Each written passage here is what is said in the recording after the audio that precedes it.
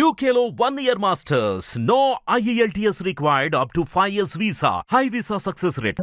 నేను అనుకున్నాను నేను ఇప్పటికైనా మనోడు ఈ అమ్మఒడి రైతు భరోసా వీటి గురించి మాట్లాడడం మానేస్తాడేమో అనుకున్నా. కానీ ఎక్కడ స్క్రిప్ట్ అన్నమాట. నేను వాళ్ళ స్క్రిప్ట్ రాసే వాళ్ళు కూడా అడుగుతా, కొంచెం స్క్రిప్ట్ మార్చండి ఆయనకి. ఎక్కడికి వచ్చినప్పుడు ఏం మాట్లాడాలో చెప్పండి. కొంచెం చనిపోయిన వాళ్ళ దగ్గరికి వచ్చి నవ్వుతూ మాట్లాడతాడు, వాళ్ళతో సరదాలు చేస్తాడు. అక్కడ కూర్చొని అక్కడ ఒంట్లో బాగోక వాళ్ళు బాధపడుతూ ఉంటే అక్కడ కూర్చొని సరదాలు చేస్తూ ఉంటాడు, నవ్వుతూ ఉంటాడు. పోనీ పక్కన పెట్టండి. అది అయిపోయిన తర్వాత బయటకు వచ్చి నేను ఉండుంటే ఇది వచ్చేది, నేను ఉండుంటే అది వచ్చేది. అరే ఇక్కడ బాధపడి 17 మంది చనిపోయారు, వాళ్ళకి వాళ్ళకి సహాయ చర్యలు ఏంటి, వాళ్ళు నీ తరపు నుంచి నువ్వేమి ఇస్తున్నావు, అవి మానేసుకొని అక్కడికి వచ్చి కూడా అలా రైతులకి ఇంత అందేది, నేనుంటే వీళ్ళకి ఇంత అందుండేది. అన్నిటికన్నా కొసమరిపి ఏంటంటే ధర్నా. మీకు ఇవ్వకపోతే ధర్నా చేస్తాను. అలాగే తీసుకుంటే పాయకరావుపేట ఎమ్మెల్యే గారు, ఆవిడ ఎంతసేపు కూడా జగనన్నని తిట్టడం కోసమే ఆవిడ టైం వెచ్చిస్తారు తప్ప ఎక్కడ బాధ్యతగా తనకిచ్చిన బాధ్యతని నెరవేర్చడం మనం చూడలేదు. పాయకరావుపేట ఎమ్మెల్యే గారు అయితే మరీ దారుణంగా మాజీ ముఖ్యమంత్రి గారిని పట్టుకొని చాలా చులకనగా మాట్లాడుతూ ఉన్నారు.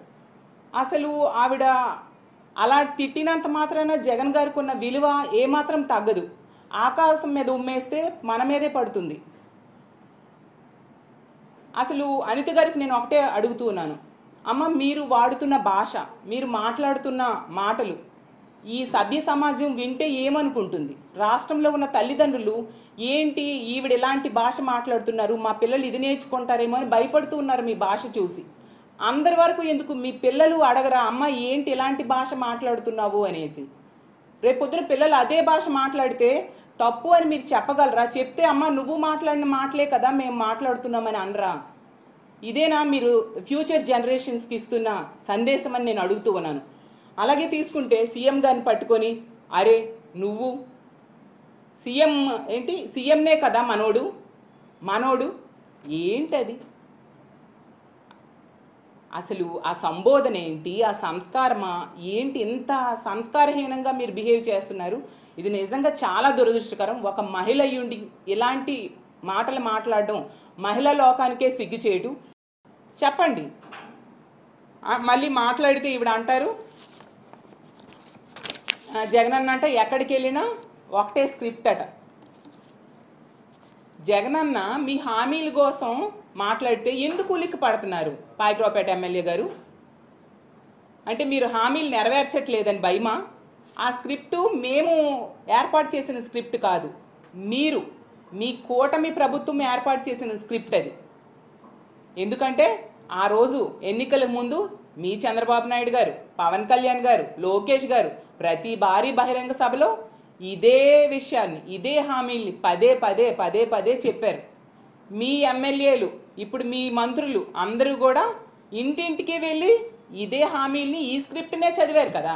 ఆ రామానాయుడు గారు అయితే నీకు 15,000, నీకు 15,000, నీకు 15,000 కనిపించిన పిల్లలందరికీ చెప్పడం, పెద్ద ఆడోళ్ళు కనిపిస్తే నీకు 18,000, నీకు 18,000, నీకు 18,000 అని చెప్పడం, రైతులు కనిపిస్తే నీకు 20,000, నీకు 20,000 అని చెప్పడం. మరి ఇవన్నీ ఈ రాష్ట్ర ప్రజలు మర్చిపోతారా?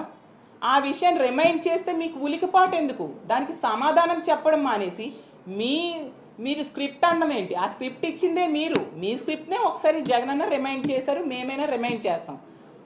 మీకు నిజాయితీ ఉంటే ఎప్పుడు ఆ స్క్రిప్టులో ఉన్న అంశాలని, మీ హామీల్ని నెరవేరుస్తారు చెప్పండి. అది మానేసి ఏంటి ఈ విమర్శలు?